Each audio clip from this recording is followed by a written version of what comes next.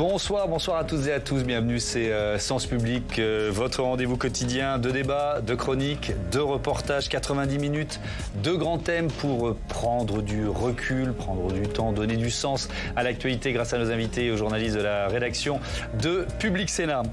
Jean-Marie Le Pen est mort à l'âge de 96 ans. Avec lui, ce sont 70 ans d'histoire politique qui remontent à la surface. Comment a-t-il ressorti l'extrême droite des oubliettes? Ces diatribes antisémites, anti-musulmanes ont-elles désinhibé le racisme d'une partie des Français? Quelles ont été les conséquences à long terme du 21 avril 2002? Comment Marine Le Pen a-t-elle fini par l'exclure du parti qu'il avait créé pour accélérer la dédiabolisation? On va répondre à toutes ces questions juste après ces titres.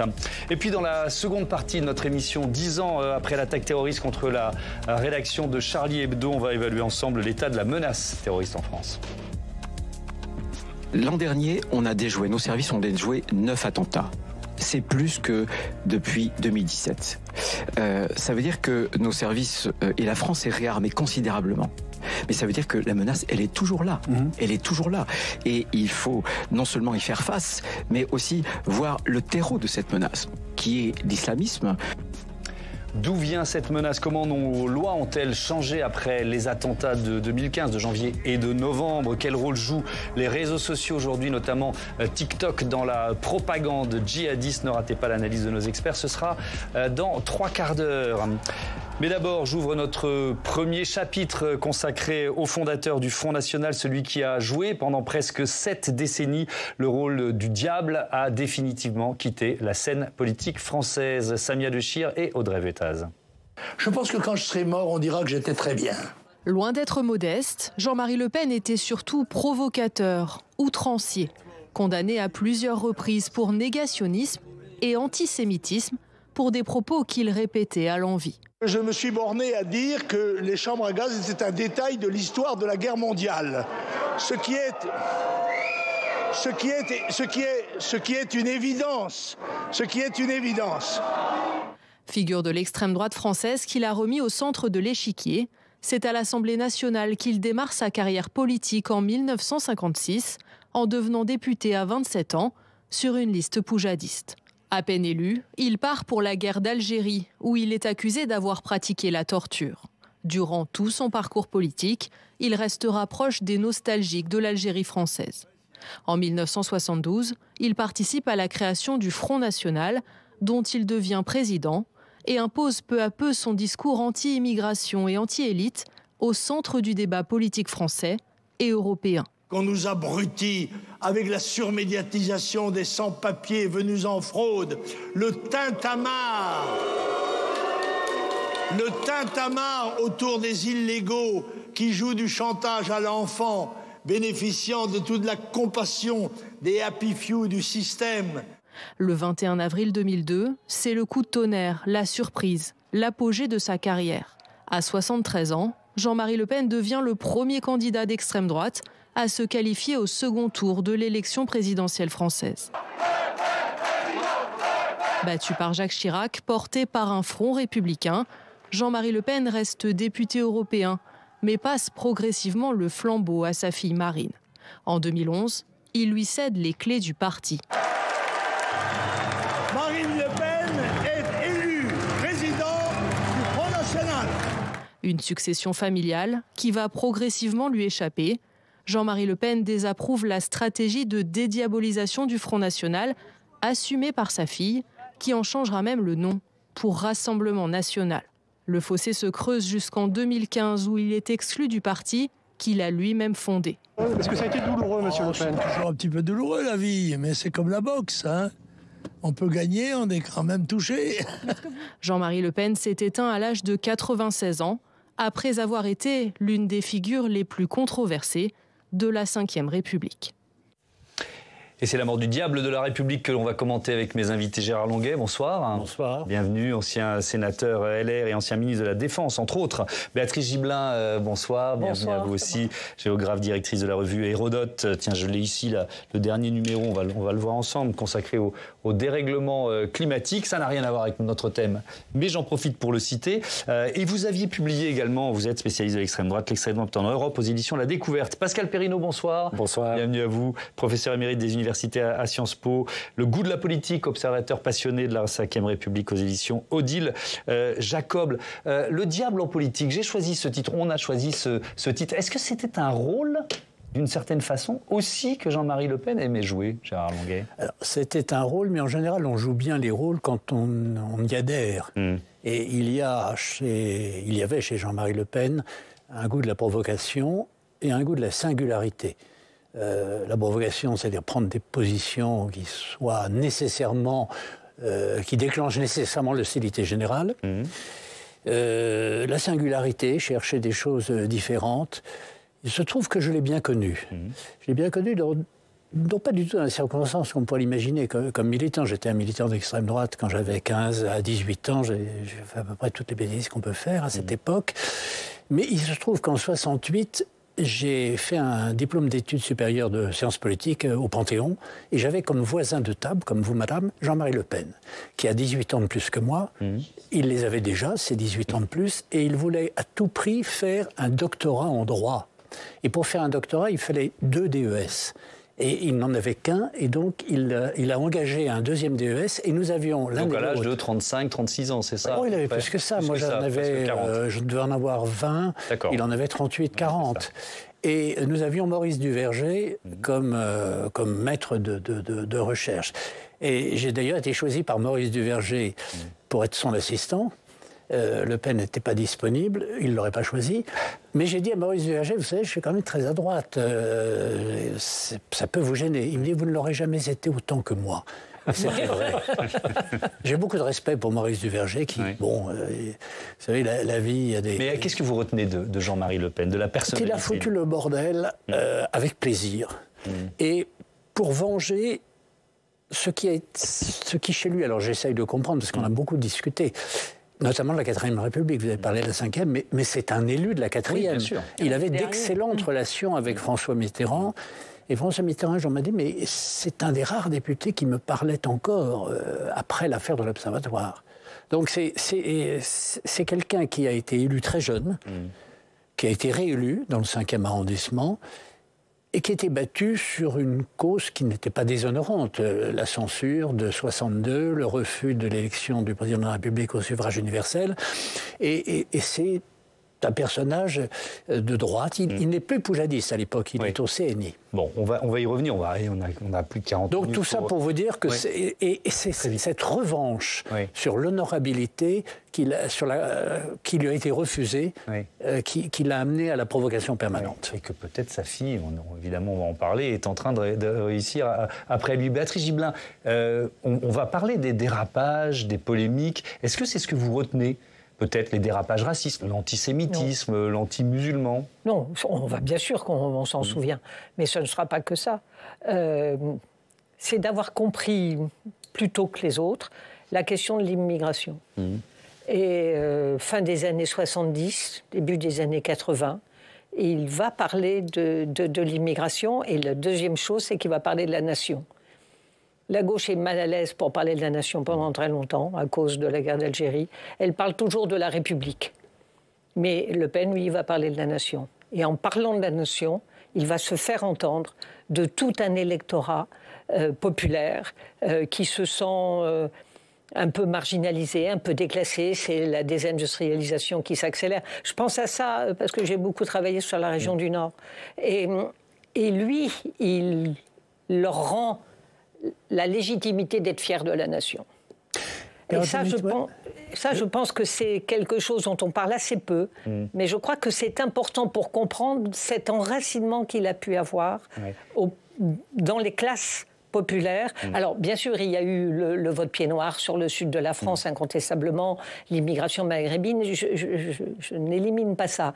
Mais il a su parler de la France et de la nation à une époque où la gauche était mal à l'aise, le drapeau français c'était pas à prendre, alors que lui a pris le drapeau comme étant une valeur à défendre. Enfin voilà, moi je vois les choses comme ça dans le début des années 80. Je vais vous redonner très vite. Je voulais juste réagir en disant c'est le premier à avoir été. Je suis très européen. c'est le bras de grève a été systématiquement contre l'Europe et contre la mondialisation. Et la mondialisation qui est représentée comme un complot, alors que c'est simplement une réalité technique, humaine et sociale. Mais il a en effet, vis-à-vis de cette classe ouvrière, enfourché un thème que la gauche avait abandonné. Pascal Perrineau, s'il y a un mot, une date, une expression, une image que vous retenez, ce serait lequel?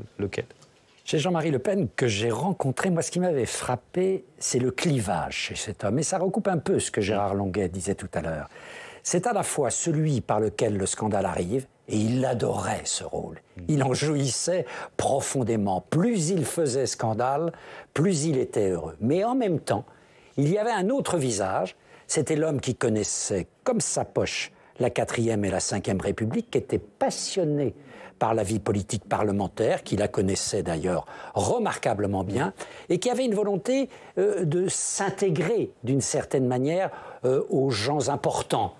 Et d'ailleurs, à partir du moment où il y aura l'héritage des Simon Lambert qui vont le faire changer de milieu, il fallait le voir quand il vous recevait à Montretout, dans le petit château au fond de la famille Lambert. C'était étonnant. Il avait un côté un peu nobliau de province, presque. Vous voyez. Et donc, il y avait ces deux aspects qui créaient la tension du personnage et le caractère, en effet, parfois un petit peu étrange que pouvait avoir Le Pen, qui avait un discours. Je voyais. Mais il y a des propos nauséabonds dans la bouche de Marine Le Pen. Moi, je reste sur ce mot diable que je l'ai assez peu lu sur les titres de nos confrères, et je ne fais la leçon à personne. Moi, c'est quand même parce que, et encore une fois, on a mis des guillemets parce que je pense que c'est un rôle qu'il s'est attribué, qu'on lui a attribué et qu'il a tenu pendant des décennies dans notre paysage politique. Il a été le diable pour certains, il n'a pas été le diable pour tous. Je suis d'accord avec vous. Le diable, vous savez, ça exprime quelques passions mauvaises, mais aussi ça fascine. Et il savait très bien qu'il fascinait. D'ailleurs, ces différents dérapages antisémites, complètement déplacés, du plus mauvais goût parfois, c'était tout à fait symptomatique de voir qu'en termes d'opinion, eh bien, voilà, pendant une semaine ou deux, sa cote baissait, et puis après, ça remontait. Pourquoi ? Parce qu'il avait compris que la société française était traversée par des enjeux et des questions que la classe politique de gauche comme de droite n'avait jamais prises au sérieux. L'immigration, l'insécurité. Oui, mais c'est là-dessus qu'il a adressé ces questions, Pascal Perrineau, d'ailleurs ça vaut pour tous, sans forcément désinhiber une parole antisémite, anti-musulmane. Vous avez une démonstration parfaite, ce sont les résultats des européennes. Je les ai regardés un petit peu cet après-midi parce que je n'étais pas sûr d'avoir complètement noté. Chaque fois qu'il y a un candidat de droite, je pense à Charles Pasqua ou je pense à Philippe de Villiers, à la fin du siècle précédent, donc entre 90 et 2000, vous avez un Jean-Marie Le Pen qui tombe. Et quand il est seul, et en 2002, il y a Jacques Chirac contre lui, président sortant, certes. Bon, François Bayrou est candidat, Alain Madelin est candidat, mais ils n'ont pas un gros impact. Et à ce moment-là, il accède au deuxième tour parce qu'il est le seul candidat jugé à droite par une partie de la droite. Donc, dans son électorat, vous avez tout à fait raison. Il y a à la fois un vieux fond de droite, pied noir, anti-gaulliste, et il y a cet électorat ouvrier. Moi, dans mon département de la Meuse, j'ai vu les lotissements communistes passer au Front National. On va regarder, tiens, la réaction officielle de l'Élysée aujourd'hui. C'est assez intéressant, avec une forme de... Enfin, moi, en tout cas, ce qui m'apparaît, une forme de neutralité. Il part d'une figure historique de l'extrême droite qui a joué un rôle qui relève maintenant du jugement de l'histoire. Il y a quasiment, il n'y a pas un mot. Alors bon, on est le jour de l'annonce du décès, on peut comprendre ça, mais c'est un peu la même tonalité dans le communiqué de Matignon, le communiqué du Premier ministre. Béatrice Gibelin, allez, je vais être un peu provocateur, on n'insulte pas le père pour ménager la fille ? Peut-être que oui, mais je ne pense pas seulement à ça. Plusieurs choses en même temps. On est quand même à un moment de la commémoration des 10 ans de Charlie Hebdo. Oui. D'ailleurs, l'annonce est faite au moment où les cérémonies commencent. Je trouve que c'est vraiment... on n'était pas à 2 heures près pour apprendre la mort de Le Pen. Bien. Et que je pense qu'on a choisi j'allais dire, le discours le plus neutre possible pour ne pas alimenter plus que de raisons. Je ne pense pas qu'on cherche à ménager la fille, peut-être que oui, mais je crois qu'on a vraiment joué la neutralité le plus possible. On ne va pas y passer trop de temps, parce qu'il y a tellement de chapitres possibles dans ce débat. Je voudrais qu'on avance et qu'on entende une première fois Jean-Marie Le Pen qui rappelle, parce qu'évidemment on va parler du 21 avril 2002, mais il rappelle d'où il vient et d'où vient l'extrême droite, notamment la présidentielle de 74 avec un score, c'est 0,75% des suffrages exprimés, 190 000 voix. Jean-Marie Le Pen. Ce mouvement quand même abouti au bout de 50 ans, fondé en 72, à la première consultation, il avait fait 0,74%. Il y a eu du progrès depuis, mais en même temps, ce progrès est relatif aussi à l'affaissement des valeurs françaises, à la fois politiques, sociales, économiques. Gérard Longuet, vous le rappeliez tout à l'heure, vous avez milité dans votre jeunesse à l'extrême droite, vous avez fondé le mouvement Occident. Comment il a réuni toutes les chapelles de l'extrême droite? Parce que c'est ça le point de départ, finalement. La vérité, c'est qu'il ne les a pas réunis, parce que par définition, les extrémistes s'excluent les uns les autres. C'est leur grande activité, on trouve toujours un plus pur. Donc, en revanche, il s'est imposé médiatiquement après 81. Et là, il y a une chose qu'il faut quand même comprendre pour nos jeunes compatriotes, c'est qu'avant 81, la télévision et la radio appartiennent à l'État. Et l'accès à la radio et à la télévision, c'est l'État. Nous avions défendu avec Madelin les radios libres, les FM, mais elles n'existaient pas. Elles étaient rebelles en 81. Et quand il est candidat aux européennes de 84, moi je suis un responsable libéral, de droite conservatrice, mais enfin libéral, je ne suis pas du tout dans l'équipe FN. Je m'aperçois qu'il accède pour la première fois à des grandes émissions. J'ai oublié le nom. De vérité. Oui, l'heure de vérité particulier. Et l'heure de vérité, il fait un tabac parce que c'est un comédien. Et on n'avait jamais entendu parler un homme politique comme ça. Surtout les... Alors moi, j'ai immédiatement. Dans la démonstration que vous nous faites, vous dites télévision publique, François Mitterrand élu en 81, et donc... L'ouvre. Il ouvre la télévision publique à Jean-Marie Le Pen. Vous êtes aussi affirmatif que ça. Il y a même une lettre au président de la République. Il y a une lettre, oui, qui le dit. Qui dit quoi? Qui demande en effet à ce que tous les courants puissent avoir accès en effet à cette grande émission de l'heure de vérité.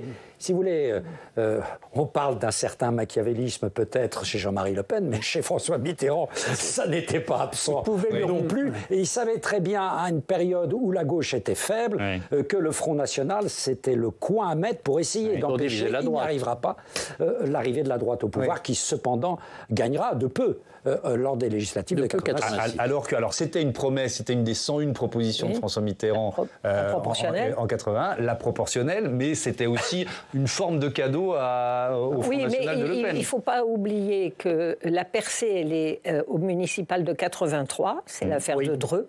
Et il y aura derrière Aulnay-sous-Bois, qui vont être vraiment des coups de tonnerre avec la droite qui décide effectivement de faire alliance au municipal. Dans le cas de Dreux, oui, en effet. Dans le cas de Dreux, très clairement. Alors, avec des combats internes. On va laisser Béatrice bien finir. Et en 84 aux européennes, si vous regardez la géographie du vote FN, c'est une géographie qui n'est pas du tout dans les quartiers populaires à l'époque, qui est dans les beaux quartiers. Et d'ailleurs, Le Pen... Et au sud de la Loire et au sud-est de la France. On est d'accord. Mais c'est quand même là, en étant furieux, que ce soit une gauche, d'union de la gauche qui soit au pouvoir, et il y a une forme de radicalité d'une partie de l'électorat de droite qui décide de donner une leçon, d'une certaine façon, en 84, qu'on ne retrouvera pas dès 86 d'ailleurs. C'est une géographie qui est très particulière à 84, mais qui va donner une visibilité à Jean-Marie Le Pen et à son parti, entre 83 et 84, extrêmement rapide, forte. Sur cette période-là, et sur finalement, comment il passe de 0,75 à 10, puis vous disiez 17, tout à l'heure votre étonnement par rapport à l'appréciation du président de la République. Mais tout de même, d'abord, c'est un des derniers hommes politiques français nés entre l'entre-deux-guerres qui disparaît. Donc c'est une génération, voilà, il ferme la porte après lui, quelque part. Deuxièmement, quel est l'homme qui, en quelques décennies, a fait passer une force politique de rien du tout, 0%, à la première force politique, en France, qu'est le Rassemblement national, héritier direct du Front national. Ça n'existe pas. En quelques décennies, la naissance à partir de rien d'un courant politique qui est devenu le premier courant politique français. Et puis surtout, au-delà de Le Pen, c'est la marque Le Pen. Il a imposé, là aussi en politique, ça n'existe nulle part. Aucun homme politique n'a imposé une marque. Après Jean-Marie Le Pen, il y a Marine Le Pen et il y a sa petite fille. Oui. Il y a les Sur Bonaparte. 3 générations, il y a les Bonaparte.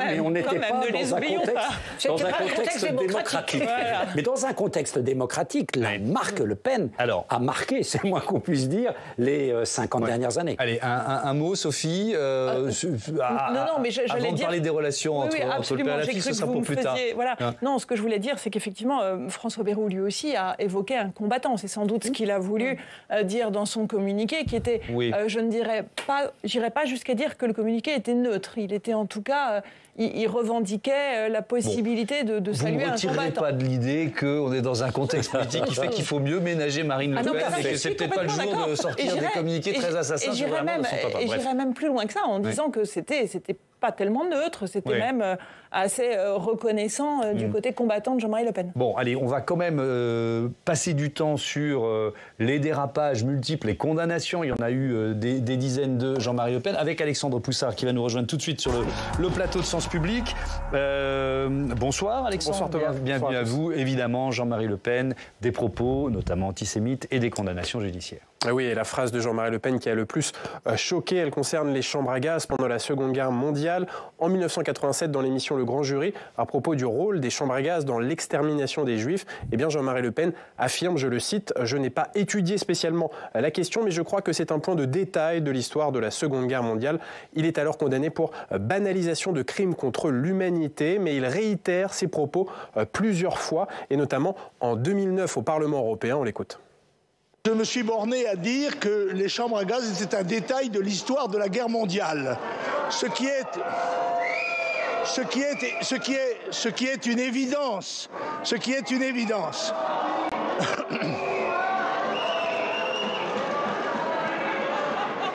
Je rappelle que, à cette occasion, Madame le Président, j'ai été condamné à 200 000 € de dommages et intérêts. Ce qui prouve l'état dans lequel se trouve la liberté d'opinion et la liberté d'expression en Europe et en France.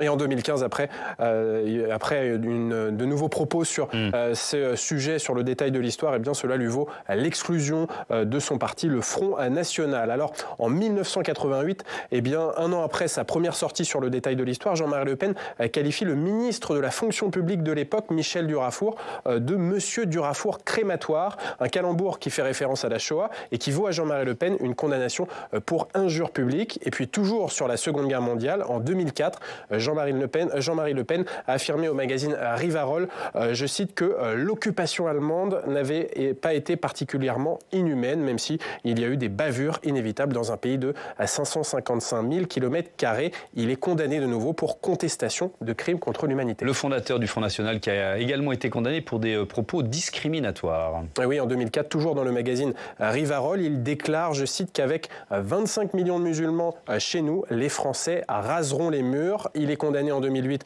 pour incitation à la discrimination après ses propos et il a multiplié ce type de propos racistes. On va regarder un extrait d'un documentaire de Public Sénat en 2010 sur sa dernière campagne électorale aux élections régionales en Provence-Alpes-Côte d'Azur. J'ai acheté une maison de campagne pour permettre à mes enfants qui habitaient le 15e de voir des vaches. Du côté de au lieu de voir des Arabes. Il y avait... vous savez, moi ça me gêne pas. Ah oui, je sais que ça moi j'ai pas peur de la poursuite. Voilà, des violences verbales, mais aussi des violences physiques. En 1997, Jean-Marie Le Pen est en campagne législative dans les Yvelines pour soutenir sa fille, Marie-Caroline, qui est candidate. Et à ce moment-là, des échauffourées éclatent avec des manifestants de gauche. Et alors, Jean-Marie Le Pen plaque contre le mur la maire socialiste de la commune voisine avant de s'adresser à un manifestant de gauche en ces termes, je le cite, « Je vais te faire courir, tu vas voir, rouquin, un PD ». Voilà, après cet épisode, eh bien, Jean-Marie Le Pen a été condamné à 1 an d'inéligibilité et à l'époque 8 000 francs d'amende, c'est-à-dire 1 200 € pour violence sur personne dépositaire de l'ordre public. Au total, Jean-Marie Le Pen a été condamné 25 fois par la justice. Merci beaucoup, Alexandre. Il y a une part de provocation, Pascal Perrineau. Non, mais bien sûr, mais pas seulement. Non. C'est aussi l'héritier d'une. Il y a une part évidente de provocation quand vous reprenez la carrière politique, syndicale, d'abord dans le syndicalisme étudiant, dans la corpo de droit, à la fin des années 40 et au début des années 50 de Jean-Marie Le Pen. Il allait de provocation en provocation. On l'avait retrouvé lors d'un congrès de l'UNEF en train de faire les troncs d'une église. Vous voyez, vraiment, il faisait fort, toujours parce qu'il adorait ce type de provocation. Mais parfois, dans la provocation, bien sûr, se dit quelque chose de plus fondamental. Oui, il y avait dans la culture de Jean-Marie Le Pen, et d'ailleurs quand on échangeait avec lui, on le sentait de temps à autre, l'antisémitisme qui est une composante d'une partie, en effet, de l'extrême droite française. Pas toute l'extrême droite française, qui est beaucoup plus plurielle et diversifiée qu'on veut bien le dire, mais il y a eu, bien sûr, dans l'extrême droite française, des courants d'antisémitisme forts, des mouvements qui revendiquaient en tant que tel l'antisémitisme dans le combat politique, en particulier à la fin du 19e et au début du 20e. Et je crois que sans lui faire injure, il se ressentait aussi, oui, l'héritier de cette sensibilité, en particulier antisémite. Oui. Alors, on parlait de cette trajectoire politique, je reviens à ces 0,75% et cette croissance. Alors, il y a eu des à-coups, il y a eu des défaites électorales aussi, mais et cette croissance qui va évidemment jusqu'au 21 avril 2002, Jean-Marie Le Pen qui se qualifie pour le second tour de la présidentielle, 16,86% des suffrages exprimés ce soir-là, 194 000 voix de plus que Lionel Jospin qui arrive en 3e position. Et il s'adresse, Jean-Marie Le Pen, aux électeurs historiques de la gauche. Vous les mineurs, les métallos, les ouvrières et les ouvriers, vous les agriculteurs aux retraites de misère, vous aussi qui êtes les premières victimes de l'insécurité dans les banlieues, les villes et les villages. J'appelle les Françaises et les Français, quelle que soit leur race, leur religion ou leur condition sociale, à se rallier à cette chance historique de redressement national. Alors on a dû couper un petit peu, mais je vais redonner la citation exacte, parce qu'il dit vous, les ouvriers, les ouvrières, de toutes ces industries ruinées par l'euro-mondialisme de Maastricht. C'est ça la citation complète de Jean-Marie Le Pen, juste après cette surprise, qui est sans doute aussi, Gérard Longuet, une surprise pour lui. Il ne s'est jamais destiné à prendre le pouvoir, Jean-Marie Le Pen. Enfin, ce n'est pas l'impression qu'il a donnée. Oui. C'était un orateur. Moi, je l'ai entendu à l'Assemblée nationale de 86 et 88. J'étais au gouvernement, mais je me souviens de son intervention lorsque nous avons rétabli le scrutin majoritaire à 2 tours, avec un veille victice théâtral. Mais je crois qu'il a en effet découvert plutôt que d'autres, le souverainisme, et avec une dimension extrêmement populaire.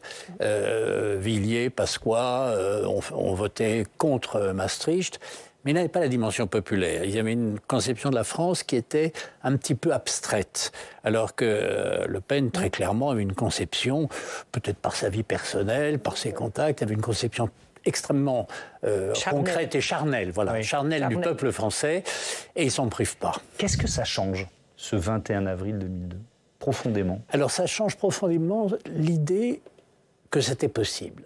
Et si vous voulez, moi, comme responsable de la droite libérale, mon argument était de dire c'est une machine à faire perdre la droite. Ce qui a été vrai dans de nombreuses circonstances, notamment en 97, l'élection invraisemblable de la dissolution de 97, où la gauche gagne la majorité législative.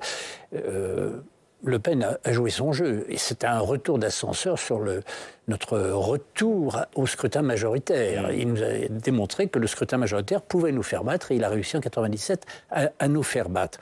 Et 2002, c'est non seulement je fais battre la droite, mais je peux gagner. Alors, je peux gagner, c'était invraisemblable. Mais le fait d'être au deuxième tour, c'est quand même une porte ouverte. Et pour des gens de base, ils disent, il était pas, il y est, ça ouvre une fenêtre de possibilités. Voilà, une fenêtre de possibilités. ça déstabilise la gauche durablement, Béatrice. Mais ça déstabilise son parti aussi. La gauche est quand même en grande partie responsable du succès de Le Pen aussi, à être présent au deuxième tour. Taubira-Chevènement, il y en avait un de trop dans la série. Il y a plusieurs trotskistes en plus. Oui, il y avait tout ce qu'il fallait, avec un Jospin qui n'a pas fait une bonne campagne non plus. Souvenez-vous, les affiches, elles étaient vert d'eau. Il y avait surtout même pas de rose, mais surtout pas de rouge. Et puis l'État ne peut pas tout. Enfin bref, mais je pense que la gauche a permis à Le Pen d'être effectivement présent au deuxième tour. Ça a été effectivement le cataclysme, incontestablement. Surtout qu'il faudrait quand même préciser que le Front National avait été très fragilisé par la scission qu'il y avait eu avec Maigret. Et à ce moment-là, on était tombé sur des scores qui étaient de l'ordre de 5%. En 99, il a fait moins de 6%. Il a fait 5 et quelques pourcents. Voilà. Donc, on était un peu dans une idée que c'était derrière, qu'on n'avait pas vraiment d'inquiétude à avoir. Et on a, à gauche, parfaitement négligé la campagne de Jean-Marie Le Pen. Et ça a été donc la très grande surprise à ce moment-là. Pascal Perrineau, je pose un peu la même question qu'à Gérard Longuet tout à l'heure. Ce soir-là, on vient de voir un court extrait de sa prise de parole. Il peut changer de dimension. Oui. Jean-Marie Le Pen, il ne le fait pas. Bien sûr, il peut changer de dimension. Et dans un échange que j'avais eu à ce moment-là avec lui, il m'avait dit on n'était absolument pas prêt. Le discours qu'il prononce, il dit c'est moi. Je me suis retiré pour l'écrire. Bien sûr, il me dit tous mes collaborateurs étaient complètement en dehors du sujet. Ils n'avaient rien compris. C'est moi qui ai été obligé de m'y mettre, me disait-il. Voilà. Et il a fait un discours de Pierre Poujade. Voilà, il a fait un discours de Pierre Poujade où il s'adresse en effet aux petits, aux sans grades. Voilà, on voit l'homme qui sait sortir de sa chapelle, qui sait parler en effet à la diversité française, diversité et à l'électorat de gauche, quand même. L'extrait qu'on a choisi, il n'est pas. Et d'ailleurs, en même temps, ça accompagne moi ce que j'avais appelé à l'époque le gaucho-lepénisme. C'est-à-dire que la première dynamique de Le Pen, ça se fait avant tout dans un univers de droite, pour parler vite. La seconde dynamique, ça se fait à gauche, et ça commence en 1995, ça se fait aux dépens de la gauche. Et c'est ce que la gauche a mis un temps incroyable à comprendre et à reconnaître. Et comme elle ne l'avait pas reconnu, elle ne l'a pas compris. Et on se demande encore aujourd'hui si elle l'a véritablement compris.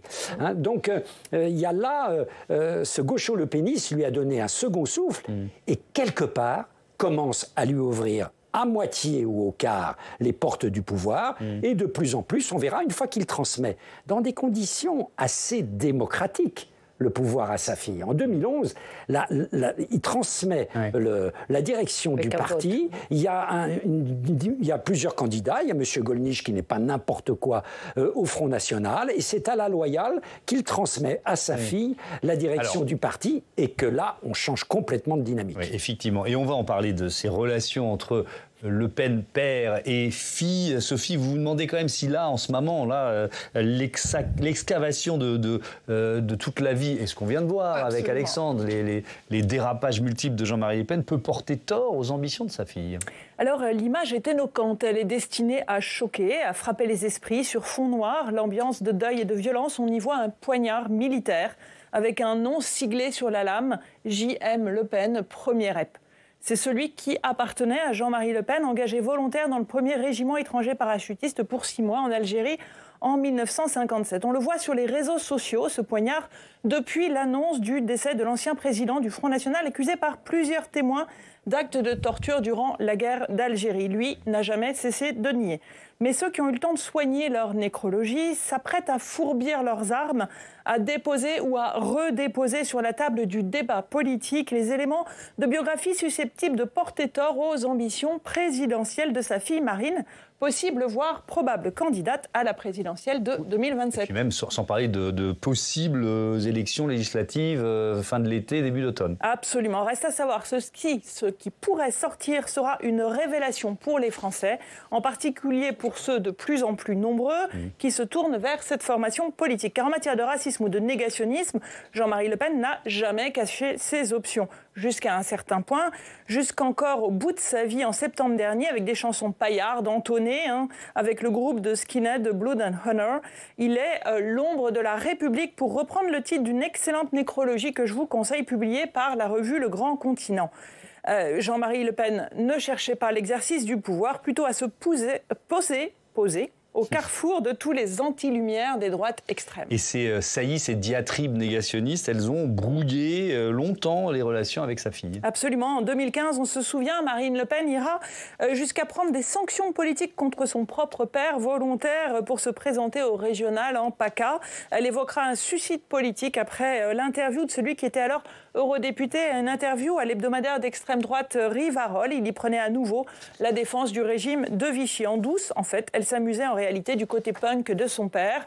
Et c'est probablement ce côté punk, disait-elle, s'ils interrogent, que retiennent les quelques 10 millions de Français qui ont porté un bulletin du RN dans les urnes aux dernières législatives. Car à l'heure des excès en tout genre, porté par un Donald Trump aux États-Unis avec ses proches, comme dans d'autres États nationalistes, l'heure, hélas, n'est plus à prendre l'histoire, la démocratie et la justice au sérieux. Alors, merci beaucoup, Sophie. Vous faisiez référence à 2015, mai 2015. C'est effectivement ce mois-ci que Marine Le Pen choisit de suspendre, d'exclure de fait son père, qui était encore président d'honneur du Front National. Écoutons la réaction de Jean-Marie Le Pen. Il arrive, il y a une horde de caméras. On est quelques heures avant sa suspension. Regardez. Est-ce que vous envisagez vous-même de vous mettre en retrait politiquement, monsieur Le Pen? Non. Non, pour ça, il faut me tuer. Quelqu'un veut vous tuer, à votre avis? Non, je ne sais pas, c'est Freud qui conseille ça. C'est pas Freud qui conseille de tuer le père? Vous allez continuer de soutenir Marine Le Pen? Ah, bien sûr, c'est la présidente du mouvement. Mais après ce qui s'est passé, il y a peut-être des traces. Ah non, mais moi je suis un bon militant, moi. Virer son propre père du parti qu'il a créé. Il y a un moment où il faut se poser pour digérer cette phrase quand même, Gérard Longuet. Il y a toute la dimension personnelle qu'on peut imaginer, mais il y a aussi un coup stratégique de la part de Marine Le Pen. Il y a un coup stratégique de la part de Marine Le Pen. Je crois d'ailleurs elle le pensait sincèrement.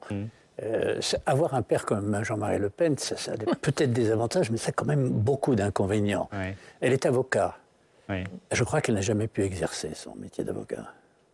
Parce qu'il y a une barrière qu'elle n'a pas créée, elle, parce que moi je la trouve... elle n'a pas les positions de son père, ni les provocations. Par exemple, sur le mariage pour tous, elle a pris position contre la manif pour tous. Elle a pris position pour le mariage pour tous. C'est surprenant, c'est pas son père, ça on peut le dire. Il y a d'autres différences. Assez discrètement quand même. Oui, discrètement, mais avec conviction. Alors, elle n'était pas obligée de le dire. Faisons le tri. Entre ce qui est la stratégie politique, la dédiabolisation qu'on analyse les uns les autres depuis des années, pour ne pas dire plus, les vraies ou fausses divergences idéologiques, politiques entre le père et la fille, d'après vous, Béatrice Gibelin? Je pense qu'il y a quand même des divergences réelles. Elle n'est pas de la même génération. C'est surtout ça qui joue. Il n'y a pas l'obsession de la Seconde Guerre mondiale. Il a eu des combats. Il a été para la guerre d'Algérie, il s'était engagé pour l'Indochine. Il ne faut quand même pas oublier, arrivé après Dien Bien Phu, effectivement, donc ça n'a pas marché. Il a souvent arrivé un peu souvent trop tard, mais néanmoins, lui, il avait un engagement très fort. C'est pas du tout la situation de Marine Le Pen. Je pense que l'idée du combattant qu'a cité Bayrou, c'est une combattante politique, mais on peut le dire des tas de gens. C'est pas du tout de la même ordre que son père. Et je pense qu'elle ne partage pas, sans doute, sur l'immigration, ils ont un accord total, il n'y a aucun problème. Sur l'antisémitisme, c'est absolument pas ça. Et les positions qu'elle prend d'ailleurs même aujourd'hui prouvent bien qu'elle n'est pas sur ce même terrain. Et elle ne joue pas, alors que c'est quand même une assez bonne oratrice. Et elle est, à mon avis, quand on la voit à l'Assemblée nationale, elle occupe très bien sa place et elle a parfois le sens des formules. Mais c'est jamais du même tonneau que le père. Rien à voir. On sait beaucoup, et c'est dans la lignée de votre édito depuis plusieurs semaines, parce que l'état de santé de Jean-Marie Le Pen faisait qu'on se posait la question de ce que sa mort ferait ressortir et de l'effet éventuel sur la carrière de sa fille. Moi, à voir les réactions aujourd'hui, je me dis que ça va être quasi rien.